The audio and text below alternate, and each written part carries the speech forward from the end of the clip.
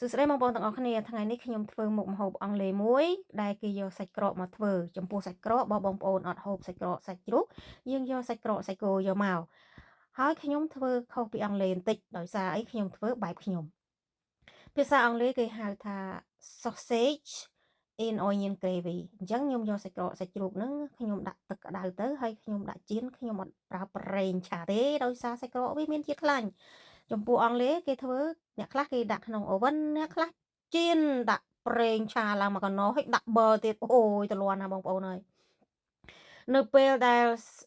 សាច់ក្រកនឹងវាឆ្អិនហើយស្រង់ចេញហើយបន្ទាប់មកបានខ្ញុំប្រើប្រេងអូលីវប្រើប្រេងឆាធម្មតាក៏បានដែរឆាឲ្យយូរឲ្យខ្ទឹមប្រាំងនឹងឈ្ងុយណាបង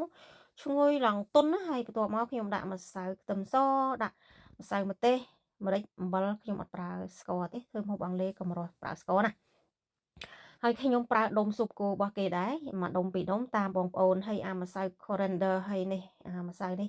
ពីរមុខចុងក្រោយនឹងបងប្អូនបាច់ដាក់ក៏បានដែរខ្ញុំមានខ្ញុំជាដាក់ទៅអញ្ចឹងដុំស៊ុបហ្នឹងគឺខ្ញុំដាក់ទឹកក្តៅលាយប៉ុន្តែមុននឹងដាក់ទឹកក្តៅនេះខ្ញុំដាក់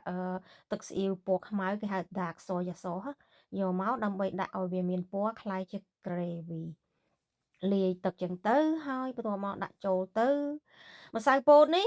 ខ្ញុំប្រើ1ស្លាបព្រាបាយហើយដាក់ទឹកត្រជាក់កូរឲ្យរលាយក៏ប៉ុន្តែមិនដាក់ទាំងអស់ទេដាក់ទាំងអស់ខាប់ផ្លែកលើខ្ញុំដាក់បន្តិចទេគ្រាន់ថាខ្ញុំលាយច្រើនហើយបើបងប្អូនចង់ប្រើអាម៉ាកនេះក៏បានដែរគេហៅថា meat gravy បងប្អូនចង់ប្រើនឹងក៏បានដែរបើអត់ធ្វើអាទឹកសសនឹងខ្លួនឯងតែខ្ញុំធ្វើខ្លួនឯងខ្ញុំអត់ប្រើទេហើយខ្ញុំដាក់អា herb នេះស្ងួតនឹងឥឡូវនេះគឺខ្ញុំស្ងោរដំឡូងប្រាំងឆ្អិនហើយខ្ញុំ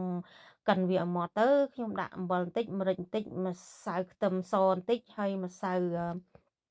ជាតិបន្លែនេះបងប្អូនម្សៅស៊ុបបន្លែហើយដាក់ប៊ឺដាក់ទឹកដោះគោខ្ញុំធ្វើខុសពីអង់គ្លេសបងប្អូនអង់គ្លេសអត់មានដាក់អីចឹងទេអង់គ្លេសពេលដែលគេ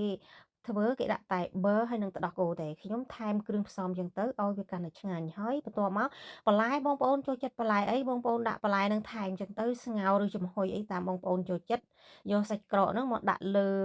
ដំឡូងហ្នឹងទៅហើយស្រូបទឹកហ្នឹងទៅតែចំពោះខ្ញុំហូបម្ហូបខ្មែរពីព្រោះអីខ្ញុំបានតែធ្វើទេអញ្ចឹងបងប្អូនសាកមើលទៅថាឆ្ងាញ់ប៉ុណ្ណាអញ្ចឹងថ្ងៃនេះសូមជម្រាបលាជូនពរបងប្អូនទាំងអស់គ្នាសុខភាពល្អ